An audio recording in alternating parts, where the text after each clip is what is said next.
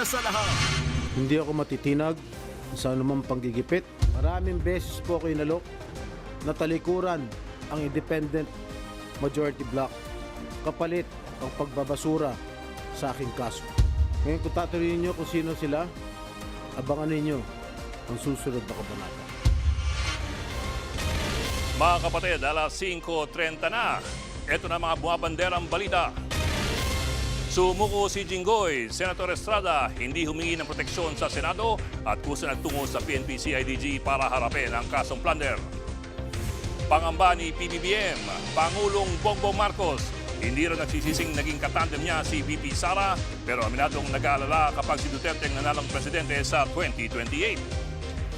Claire versus Pulong. Si Yuse Claire Castro naman may buwelta sa banat ni Congressman Pulong Duterte na hindi anya mananalo si PBBM kung hindi dahil kay Inday Sara.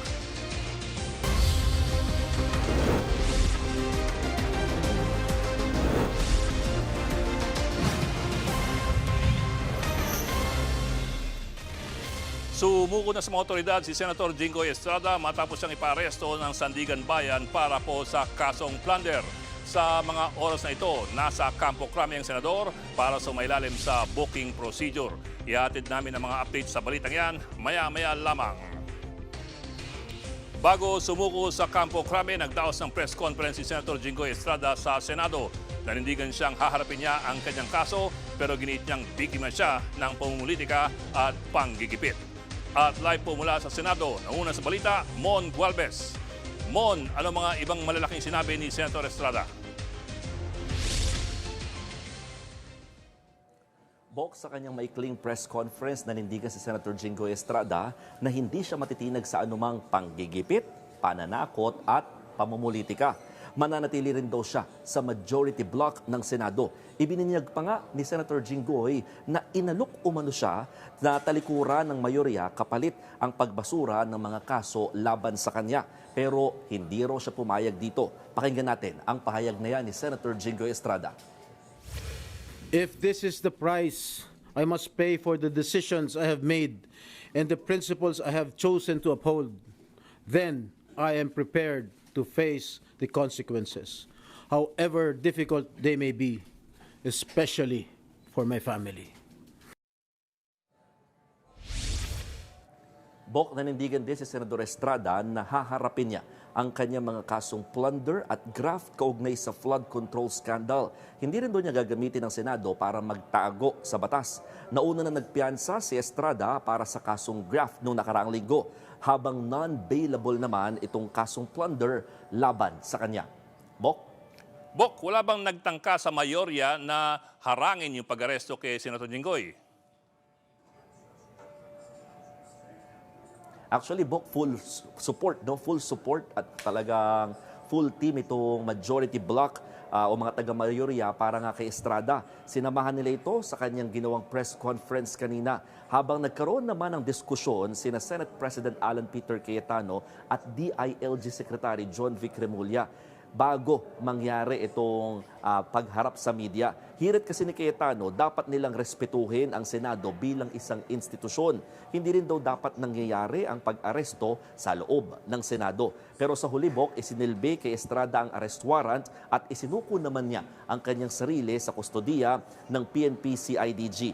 Sinamahan siya ni Cayetano at Remulla papuntang Camp Crame kung saan siya sumasailalim nga ngayon sa booking procedure.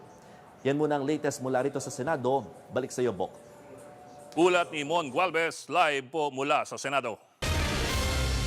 Bago pa man siya sumuko, hiniling ni Senator Jinggoy Estrada na ibasura ng Sandigan Bayan ang mga kasong plunder at graft laban sa kanya. At live mula sa Quezon City, una sa balita, News 5 Justice Correspondent Camille Samonte. Camille, anong basehan ng kampo ng senador para hilingin na ibasura ito mga kaso? Bok, Sa inihaing urgent omnibus motion out katelam ng kampo ni Senator Jinggoy Estrada, iginilit nilang may pagkukulang sa legal na basihan at proseso sa pagkakasampa ng mga kaso laban sa kanya. Kulang o questionable raw ang basihan ng paratang. Gusto ng kampo niyang suriin muna kung makatotohanan ba ang mga ito. Ang mabagat din nilang hinihingi ay i-dismiss ang kaso with prejudice. Ibig sabihin, gusto nilang permanenteng ibasura ang mga kaso at hindi na pwedeng ihain ulit. Kung hindi raw sila pagbibigyan dito, may second option na hinihingi ang kampo ni Senator Jinggoy. Yan ay ang pansamantalang pagtigil sa pag-usad ng kaso tulad ng pagdinig. Pinababalik din nila sa ombudsman ang kaso para muling imbestigahan o ibalik sa preliminary investigation. Pero Gigi, bigo silang pigilan yung paglalabas ng warrant of arrest kahit kasama ito sa nauna nilang inihain na musyon. Ipinaaresto na kasi ng Sandigan Bayang 5th Division si Senator Jinggoy para nga sa kasong plunder na non-bailable. Nauna naman ng nagpiyansa noong Biyernes ang senador para naman yan sa kasong graft sa 2nd Division. Bok. May desisyon na ba yung Sandigan Bayan dun sa bagong mosyon ni Jinggoy?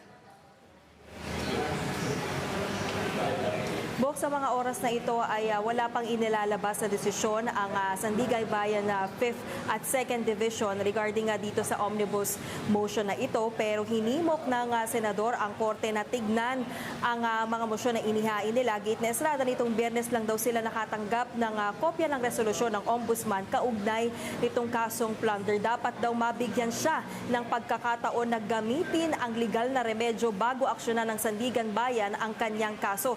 Paglilinaw pa ng senador, hindi siya umiiwas sa pananagutan. Tumitindig lang daw siya sa kanyang karapatan sa due process. Bok. Okay, Bok, walang bail itong plunder case niya. So saan ngayon ikukulong si Senator Jinggoy?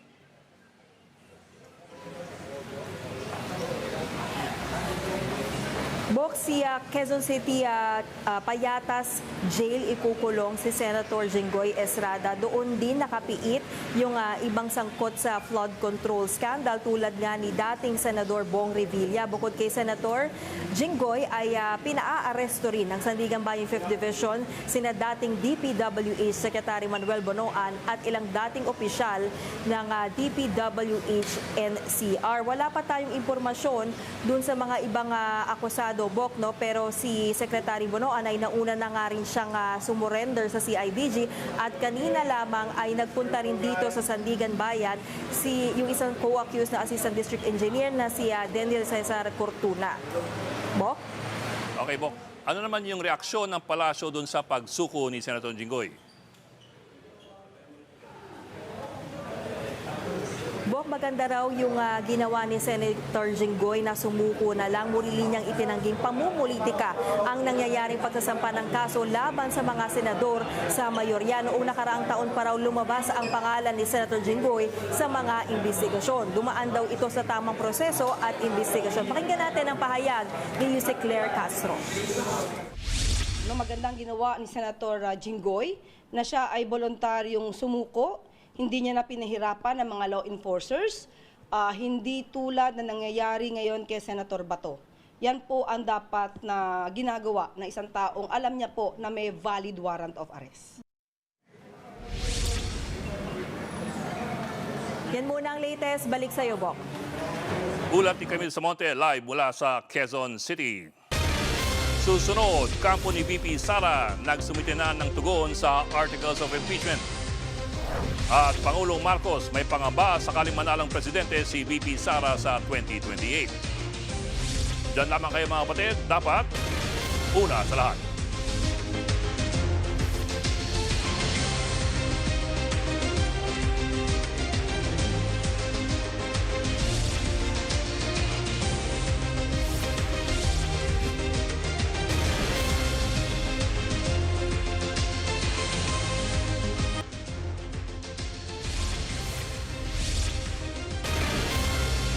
Kapapasok lamang pong balita sa mga oras na ito. Papunta ng Sandigan Bayan si Senator Jinggoy Estrada mula po sa Campo Crame. Kailangan niyang humarap sa korte para isukong kanyang sarili sa jurisdiksyon nito. Matapos nito, sasabihin ng korte kung saan siya ikukulong para sa kasong plunder na isang non-bailable offense. Ibang balita, nakapagbigay na ang kampo ni VP Sara ng kanilang tugon sa Articles of Impeachment sa Senate Impeachment Court.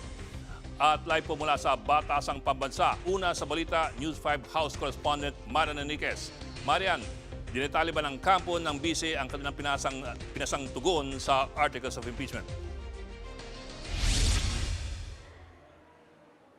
Bok, hindi nga idinetalya ng legal team ni VP Sara yung laman ng kanilang sagot dito nga doon sa Articles of Impeachment laban kay Vice President Sara Duterte. Pasado alas 4:30 po dumating yung ilan sa mga abogado ng BICE, kasama na nga po dyan si Attorney Michael Powa, bitbit nga po yung mga maleta na naglalaman ng kanilang sagot doon sa Articles of Impeachment. At ayon nga po kay Attorney Powa, muli nilang kinuwestiyon yung constitutionality ng impeachment proceedings, gayon din yung pagkalap ng House Committee on Justice ng mga ebidensya. Nanindigan po sila, isa nga doon sa mga prayers o panawagan nila, ibasura ng Senate Impeachment Court itong impeachment laban sa BICE. Gate po nila, walang impeachable offense si VP Sara. Narito ang pahayag ni Attorney Michael Powa.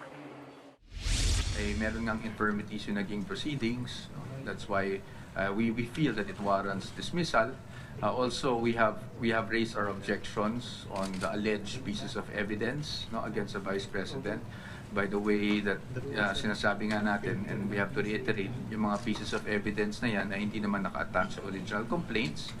And itong mga pieces of evidence na to ay nakalap lang noong ongoing yung proceedings ng Committee on Justice and after we have filed answers. So to us, this goes into basic tenets of due process. Sana ma-dismiss itong Articles of Impeachment laban sa kanya. But kung ano man ang mangyari, handa naman kaming depensahan.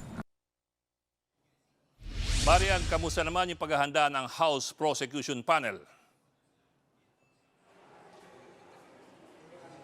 Bok, kinumpirma nga sa atin ni Lead Prosecutor at Batangas Representative Jervy Luistro na natanggap na nila yung kopya nga nitong sagot ni VP Sara Duterte. At meron po silang 5 araw ang House Prosecution Panel, 5 days para mag-file ng kanilang reply o hanggang sa June 8 sa susunod na Lunes nga yan. Pero ayon kay Luistro, inaasahan nila na within this week ay makapagpasa na sila ng tugon. At ayon nga pa kay Luistro, ay umaasa sila na maipaliliwanag ni VP Sara na very responsive at direkta na nga yung sagot doon sa Articles of Impeachment. 4 yung inilatag na articles ng Kamara laban sa BICE. Nandiyan yung confidential fund misuse, bribery o panunuhol, yung hindi maipaliwanag na yaman ng BICE at yung pagbabanta sa buhay ni na Pangulong Bongbong Marcos at kanyang mga pamilya. Pero doon sakali nga na ito nga yung itulak ng kanyang kampo ibasura yung impeachment laban sa BICE, nanindigan nga si Luistro na handa silang tutulan itong panawagang ito. Narito ang pahayag ni Luistro. The Senate rules on impeachment does not speak about dismissal. The rules neither speak about remand nor about clarification. Ang sinasabi lamang po ng Senate rules on impeachment, trial. And after trial, the judgment is either conviction or acquittal. So to your question, kung may motion to dismiss or if the allegations are tantamount to a motion to dismiss, we will definitely oppose that. Bok, maugong pa rin yung posibilidad ng palitan ng liderato sa Senado na maaari namang magpaantala doon sa paglilitis. Anong tingin dito ng House Prosecutors?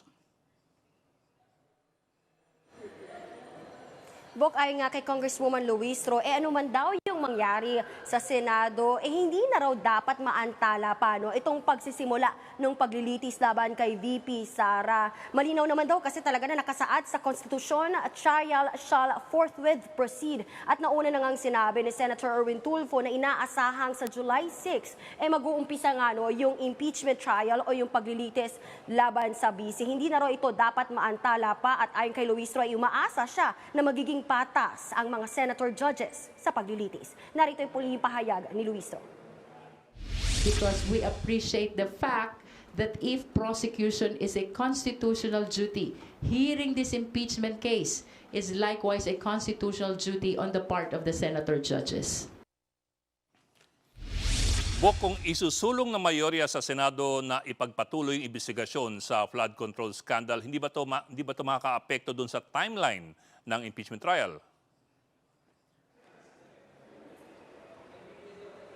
Bok, malamang siguro maaari may epekto rin yan, pero duda rin dyan yung ilang mga kongresista, lalo na itong si Deputy Speaker Albi Benitez. Duda siya doon sa timing nitong muling pagbubukas ng investigasyon nga tungkol doon sa flood control scandal. At aniya, dapat daw ipaubayan na lang ng Senado yung investigasyon sa isang independent body. Katulad ng ginawa ng Kamara noong na ginawa nga yung Infracom, kung saan pinaubayan na lang din nila, kumbaga doon sa ICI, yung investigasyon sa flood control scandal. Narito po yung pahayag ni DS Albi Benitez.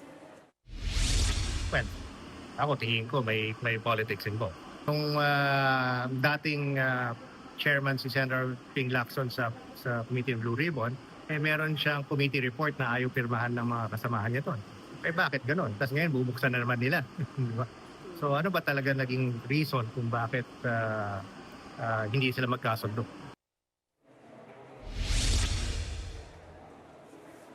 Bok, abangan naman natin kung ano yung lalamanin na magiging reply o tugon ng House Prosecution Panel doon sa isinumiting sagot ng kampo ni VP Sara. Yan muna ang latest. Dito sa Kamara, balik sa Bok.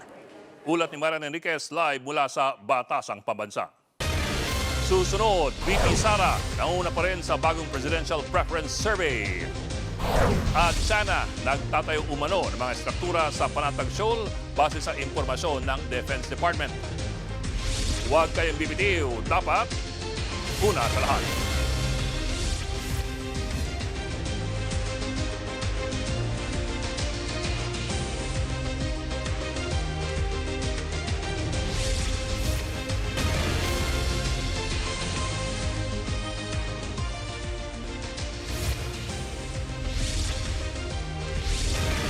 Nangangamba raw si Pangulong Bongbong Marcos sa posibilidad na maging presidente si VP Sara Duterte.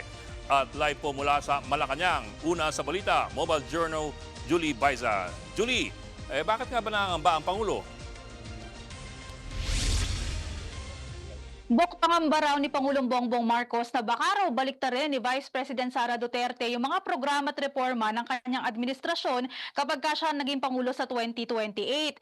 Pero hindi raw siya nagsisisi na naging running mate niya si VP Sara noong 2022 elections.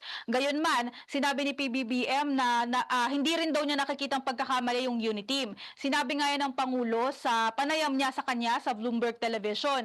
Bok, sa press briefing naman ng Malacanang, ipinunto ni Palace Press Officer Claire Castro na may mga pagkakaiba na raw ngayon sina PBBM at si VP Sara. Una raw dyan, pinaglalaban ni PBBM yung karapatan ng bansa sa West Philippine Sea. Pangalawa, nagtatrabaho raw ang Pangulo at hindi nagbabakasyon. Pangatlo, hindi rin daw siya naninira o nagbabanta sa buhay ng tao. At pang-apat, pinapanagot daw ni PBBM yung mga dapat managot sa iba't ibang issue gaya nga ng flood control scandals. Bok, sa usapin naman ng succession, mahalagang nabanggit na napipintong humarap sa impeachment trial si VP Sara. At sakaling ang makonvict siya, posibleng pagbawalan siyang tumakbo ulit sa eleksyon sa hinaharap. Bok. Pero Bok, sa latest survey ng Pulse Asia, ito lamang Mayo nangunguna pa rin si VP Sara. Anong reaksyon dito ng Palasyo? Yes, Bok, sa Pulse Asia survey nga na kinomisyon ng Strat-based group, 51% yung nagsabing iboboto pa rin nila si VP Sara sa pagkapangulo kung ngayon idaraos yung eleksyon. 41% naman yung nakuha ni Naga City Mayor Leni Robredo na nauna nang nagsabi na hindi raw siya tatakbo. Nanghinga naman ng reaksyon ng palasyo tungkol dito, matipid yung naging sagot ni Jose Castro. Ang sabi niya si VP Sara daw yung dapat tanungin tungkol dito. Bok. Okay, may tugon na ba si VP Sara naman dun sa pahayag ng Pangulo? Sa ngayon wala pang pahayag si VP Sara, no? Pero Bok, ang rumesbak para sa kanya yung kanyang kapatid na si Congressman Paulo Duterte. Hirit niya, imbis na problemahin daw ni PBBM kung sino yung mga pwedeng bumura sa kanyang legacy. Ang mas malaking tanong kung may legacy nga daw ba na matatawag ang Pangulo. Ang buwelta naman dyan ni Jose Castro, wala raw alam si Congressman Duterte sa mga tagumpay ng administrasyon. Pakinggan natin yung pahayag ni Jose Castro. Mas maganda po sana manood siya ng press briefing, mga news, mainstream, state-owned media. Lumalabas po kasi na hindi siya updated, hindi nagbabasa, hindi nanonood ng news. Nakakaawa naman. Nabubuhay sa dilim, nabubuhay sa fake news, nabubuhay sa sariling imahinasyon. Okay, may iba tayo ng konti. Meron tayong ngayong bisita. May state visit ngayon ang Pangulo ng Vietnam sa ating bansa. Anong napag-usapan nila ng ating Pangulo? Boko ng una, selyado na ng Pilipinas at Vietnam yung ilang kasunduan pagdating sa depensa, turismo at saka information technology. Nagkasundo rin yung dalawang bansa na dapat panatilihin yung kapayapaan at saka kalayaan sa paglalayag sa South China Sea. At gaya ng Pilipinas, yung Vietnam may inaangkin ding teritoryo doon sa rehiyon. Tatagal naman yung state visit dito ni Vietnamese President To Lam sa bansa hanggang bukas. 2-day state visit lang yan, Bok. Okay. Tapos nakausap daw ng Pangulo sa telepono si US Secretary of State Marco Rubio. Anong kanila napag-usapan? Bago nga yung bilateral meeting with the Vietnamese President, nakausap ng Pangulo itong si US Secretary of State Marco Rubio. So mentro yung usapan nila sa ekonomiya at seguridad, kabila nga yung pagpapanatili pa rin ng kapayapaan sa South China Sea. Pinagtibay din ng Estados Unidos yung pangako nila na resolbahin yung mga problema ng bansa, gaya ng problema sa enerhiya sa rehiyon. Yan muna ang latest. Balik sa iyo, Bok. Ulat ni Julie Baisa live mula sa Malacanang. Dumating na sa Sandigan Bayan si Senator Jinggoy Estrada para sa return of warrant. Kasunod po yan ang pagsuko niya matapos niyang iparesto ng korte sa kasong plunder. Mula sa Quezon City, una sa balita, Dave Abuel. Dave, bago magtungo ng Sandigan Bayan si Estrada, nagsagawa ng press briefing si Interior Secretary John Vic Remulla sa Campo Crame. Anong kanyang sinabi? Kakatapos nga lang nung isinagawang press conference ni DILG Secretary John Vic Remulla. Pero kwento walang bok, no? Matapos nga doon sa Senado ay dumiretso rito sa Camp Crame sa Quezon City si Senator Jinggoy Estrada, yung kanyang convoy, matapos nga yung kanyang naging maikling pahayag doon sa Senado. Mag-alas 4 ng hapon nang umalis ang convoy, lulan si Senator Jinggoy Estrada mula Senado. Pagdating ng Camp Crame sa Quezon City, dumiretso agad ang convoy sa tanggapan ng Criminal Investigation and Detection Group o CIDG. Ilang police personnel ang agad na itineploy bilang seguridad sa area. Medyo nagkagulubok yung media dahil pansamantalang pinigilan muna yung pagpasok sa tanggapan o doon sa loob ng tanggapan ng CIDG habang inaayos yung lugar kung saan gaganapin yung press con sa loob. Sa press con na pinangunahan ni Interior Secretary Remulla, binasa nito yung kopya ng warrant na inilabas ng 5th Division ng Sandigan Bayan. Aniya, pinasahan daw ng Miranda rights si Estrada sa Senado at mapayapang sumama sa CIDG. Nag-surrender naman na rin si dating DPWH Secretary Bonoan, pero sa ngayon ay diniretso muna siya sa PNP General Hospital matapos tumaas ang blood pressure nito sa 190 na indikasyon ng stroke. Ayon kay Remulla, si Estrada naman ay in good health. Dumaan daw ito sa booking procedure tulad ng pagkuha ng mugshot at fingerprint. Wala raw special treatment kay Senator Estrada. Paglilinaw ni Remulla, inaresto si Estrada taliwas sa sinasabing isinuko niya ang sarili. Sandigan Bayan daw ang magsasibok kung saang facility dadalhin si Estrada. Patuloy pa kakatapos nga lang itong press convoke, no, at nabanggit nga. Okay. Maraming salamat. Ulat ni Dave Abuel live mula sa Campo Crame. Susunod, pagbati ni Yusek Castro na happy birthday kay VP Sara, tila may pasaring. Huwag kayong bibitiw. Dapat, una sa lahat.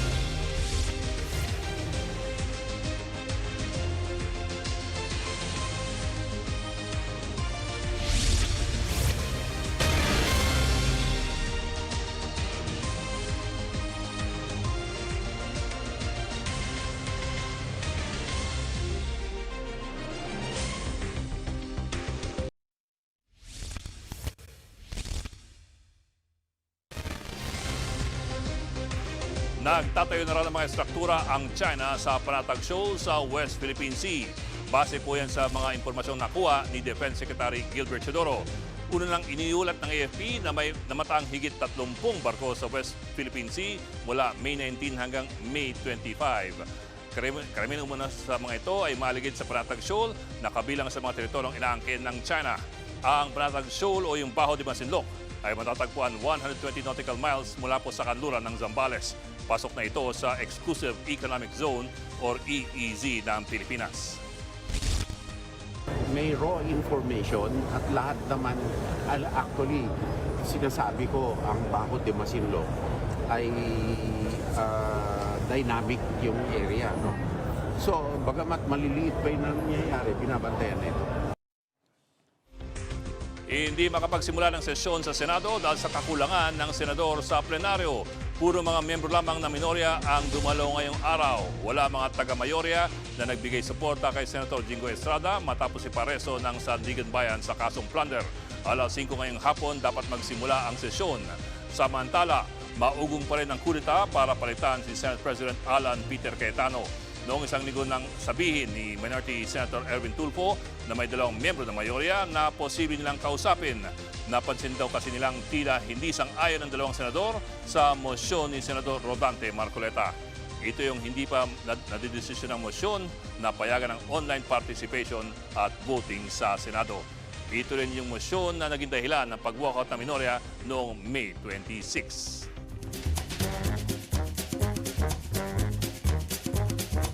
At pahabol mga kapatid, nagpaabot ng pagbati ang palasyo para sa ika-48 kaarawan ni VP Sara Duterte. At gagayahin ko po ang kanyang pagbati ng maligayang kaarawan. So naghanda po tayo ng isang mensahe para kay VP Sara. Happy birthday, VP Sara. Ang greeting na yan ni Palace Press Undersecretary Claire Castro ay tila may halong pasaring. Ginaya niya kasi ang video greeting ni VP Sara sa nagpakilalang bagman ng bise na si Ramil Madriaga. Pinalitan niya lamang ang pangalan ni VP Sara sa pangalan ni Madriaga. Naunang sinabi ng bise na hindi niya kinikilala si Madriaga. Itinagay niya rin ang mga paratang ito kabilang umunay paggasta ng mga confidential funds. Kami niyo mga kapatid sa Baltans Public Service. Dapat po, una sa lahat. Abangan niyo po kami ulit bukas dito sa TV5, 1PH, RPTV, True TV at 105.9 True FM.